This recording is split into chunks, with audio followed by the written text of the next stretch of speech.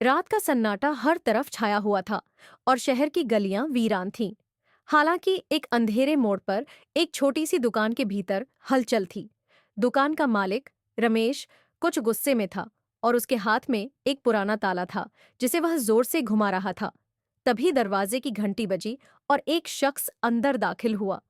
ये शख्स था सुनील, जो रमेश का पुराना दोस्त था, लेकिन अब वह किसी और ही रास्ते पर चल पड़ा था। तुम यहाँ क्या कर रहे हो? रमेश ने चिढ़ते हुए पूछा। क्या करूं दोस्त, तुम्हारी मदद चाहिए, सुनील ने गहरी आवाज में कहा। रमेश का चेहरा बदल गया। वह जानता था कि सुनील के पास किसी मुश्किल में घिरने वाली समस्या हो सकती है। वह पुलिस से बचने के लिए हमेशा किसी न किसी से मदद मांगता था, लेकिन रमेश अब उस जीवन से दूर जा चुका था। क्या कर लिया तुमने? रमेश ने धीरे से पूछा। कुछ नहीं, बस एक छोटी सी गलती। अब पुलिस मेरी तलाश कर रही है, तुम्हें मदद करनी होगी। सुनील ने अपने चेहरे पर चिंता का संकेत दिखाया।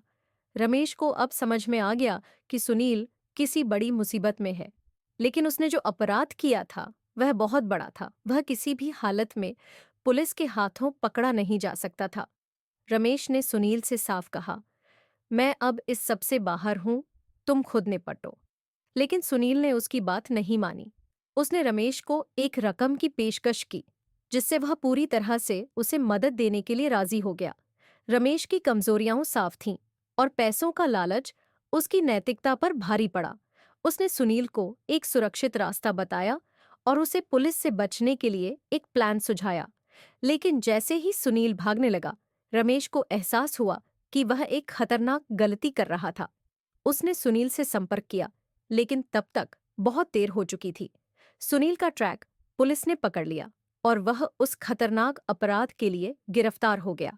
रमेश ने सोचा कि उसने केवल एक दोस्त की मदद की थी, लेकिन अब उसे खुद के ही अपराध का खामियाजा भुगतना पड़ा। अंत में रमेश को अपने किए का पछतावा हुआ, लेकिन अब वह इस बात को समझ चुका था कि अपराध की मदद देने का नतीजा कभी अच्छा नहीं होता। पुलिस ने रमेश को भी गिरफ्तार कर लिया और दोनों की कहानी अब शहर में एक चेतावनी बन गई थी। सजा और पलायन दोनों के बीच का फर्क सिर्फ एक ही था। पाप का पीछा कभी नहीं छोड़ता।